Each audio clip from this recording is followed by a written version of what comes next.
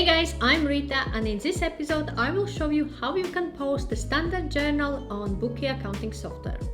To post a journal, we need to go to accounting section, and there is journals as a subsection. From here, click on record and select a non-money journal transaction template. Click next. Here we have option to search, use from template. For example, if we are looking at accruals, then there is accountancy fee or business insurance accrual.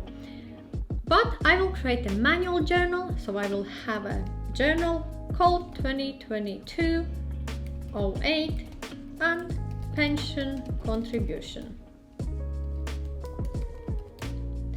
I will select the date, so in my case it will be 25th, and every journal will have minimum of 2 rows. If you need more, you can add as many as you wish.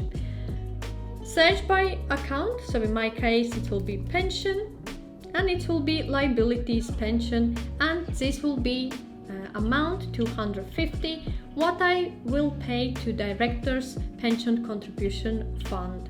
And then of course second side will need to go to overheads, and it is under directors pension paid and 250, so my debits and credits are balancing. Okay, I can add more details if required, for example like directors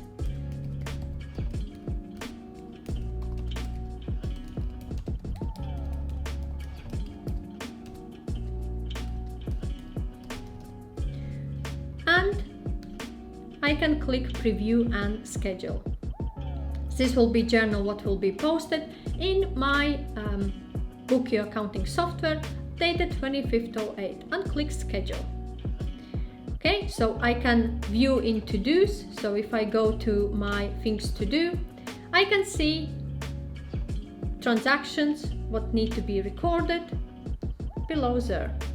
So this is the way how we can record a standard journal on Bokio accounting software. If you have any questions or require any further advice, feel free to reach out to me. Also, I have shared the links in the description section below to my Bokio tutorial and review episodes.